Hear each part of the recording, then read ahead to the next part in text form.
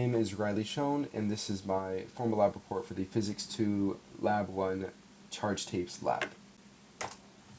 So we had several purposes to conduct this lab experiment, and those purposes being to understand and find the relationship between charged materials, in this case it being Scotch tape, understand how these objects attain charges, understand how to find the charge of objects such as the tapes using other objects with known charges, and finding how many excess or lack of electrons remained on the tape after they became charged. Um, our brief overview of the results were that the charges of the tape were net positive. Objects attain charges from giving or taking electrons from other objects, resulting in them being either an excess of electrons or a lack of electrons. The tapes repelled each other due to their same charge, and the tape had a lack of electrons after we conducted the experiment and they became charged. So the physics principles we used in this lab were Newton's second law, F equals ma, where our acceleration due to gravity is, or our a is our acceleration due to gravity, little g. So we also needed to know that the force of gravity, Fg equals mg. And we also needed to know Coulomb's law, which is Fe equals kqq over r squared r hat. And we could set our Fe, the force due to the electric charge, equal to our force of gravity, because we know that the forces are equal and opposite forces due to Newton's third law.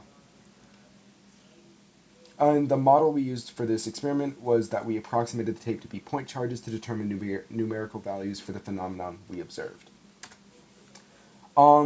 So some assumptions we made for the experiment were that the charges of each tape were exactly equal, that the tapes were treated as point charges, and that air resistance was negligible. And potential sources of error for this experiment could be what we made the assumptions from. That touching the tape too much may have lost some charge, the tapes may not truly have had the same charge, and the measurements and weight of the tape may have been slightly inaccurate, and some unfactored small net forces such as air resistance could have had a play in our answers. So our system that we used for our experiment was the earth tape system, where we're only using one of the tapes and having another tape being an external force with the external force. Our initial conditions were Coulomb's constant 8.99 E9, our electron charge 1.602 E negative 19, the measurements of our tape, the atom length, which is 1 E negative 10, and the acceleration due to gravity, which is negative 9.8, depending on our coordinate system. So our experiment overview is the lab required us to positively charge tape by ripping electrons off of it using another piece of tape. We then use our hands to observe that the tape is attracted to us, meaning that it did indeed receive a charge. We then discovered the charge of the tape by putting it near a negatively charged pen and observing them attract to each other. Because they attracted, the tape must be positively charged. Lastly, we held two charged tapes on top of each other and watched as one repelled and floated above the other, meaning that they're repelling from each other and have the same charge. So the calculations I did were Fg equals mg,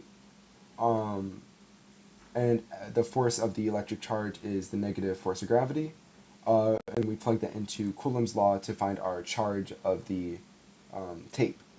And we found the electron deficiency using the charge over the electron constant, and found the ratio of deficiency to atoms using these formulas, which we plugged into our glow script to get the code, or to get the little model we see here.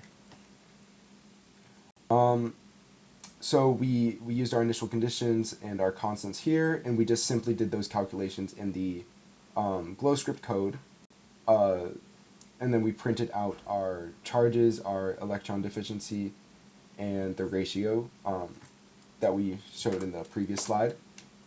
And we simply made spheres and vectors to represent the vectors, or spheres and arrows to represent the vectors and pieces of tape.